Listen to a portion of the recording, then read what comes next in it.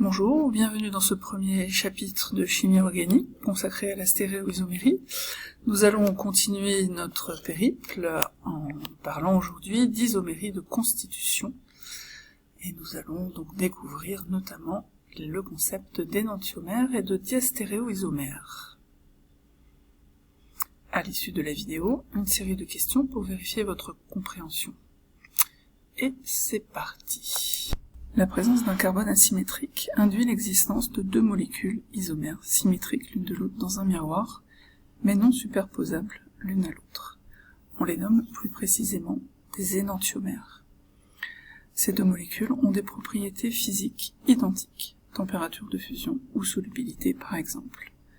En revanche, elles ont des propriétés chimiques légèrement différentes. Prenons par exemple la carbone. La S-carbone a une odeur de cumin, la R-carbone a une odeur de menthe. Que se passe-t-il lorsque la molécule comporte deux atomes de carbone asymétriques? Prenons par exemple cette molécule 2-bromo, 3-chloro-butane. Parmi ces trois molécules, 1, 2 et 3 présentées, laquelle représente son énantiomère? Dessinons tout d'abord l'énantiomère à partir de la molécule A, et appelons-le A'. A' est la molécule image de A par un miroir que nous placerions entre les deux molécules.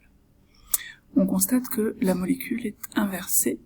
Ici, l'atome de brome est sur le carbone ici à droite, alors que dans les molécules du bas, le carbone portant le brome est à gauche. Plaçons-nous face à ce carbone portant l'atome de brome et regardons dans le sens des aiguilles d'une montre l'ordre des substituants. Ici, CH3, Br, H. Bien, passons à la molécule numéro 1. Plaçons-nous face au carbone portant l'atome de brome et regardons dans l'ordre des aiguilles d'une montre. Ici, CH3, Br, H. On a le même ordre des substituants. Faisons de même, ici, pour l'atome de carbone portant l'atome de chlore. H, Cl, CH3. Pour la molécule 1, H, Cl, CH3. C'est également le même ordre. Les molécules 1 et A' sont donc identiques. On va donc pouvoir conclure. La molécule 1 et la molécule A sont deux molécules énantiomères. Mais qu'en est-il des deux autres molécules? Regardons la molécule 2. D'emblée, nous pouvons constater que le carbone de gauche est identique à celui de la molécule A, et le carbone de droite. Prenons comme tout à l'heure l'ordre dans le sens des aiguilles d'une montre. Pour la molécule A, nous avons H, puis CH3, puis Cl. Pour la molécule 2, nous avons, en commençant également par H, H, puis CH3, puis Cl. Le même ordre. La molécule A et la molécule 2 sont donc la même molécule. Les molécules A et 2 sont donc identiques. Et pour la molécule 3, refaisons le travail.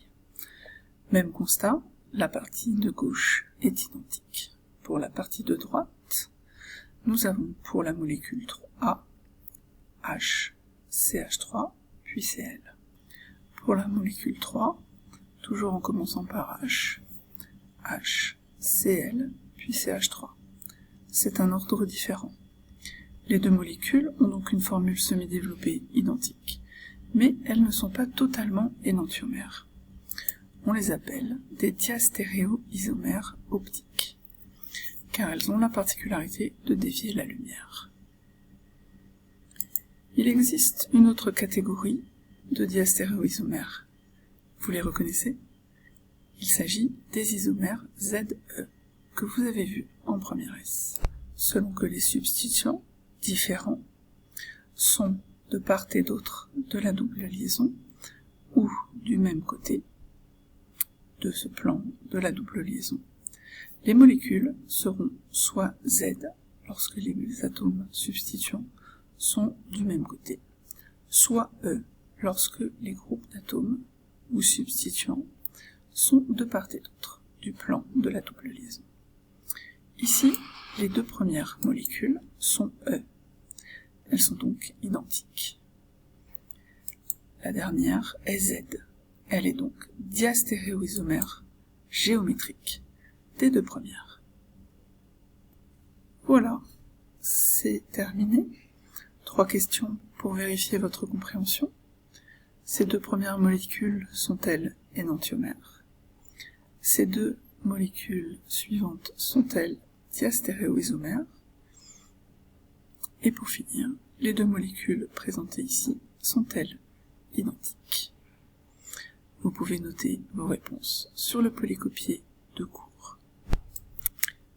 Voilà, c'est terminé. Merci de votre attention et à bientôt.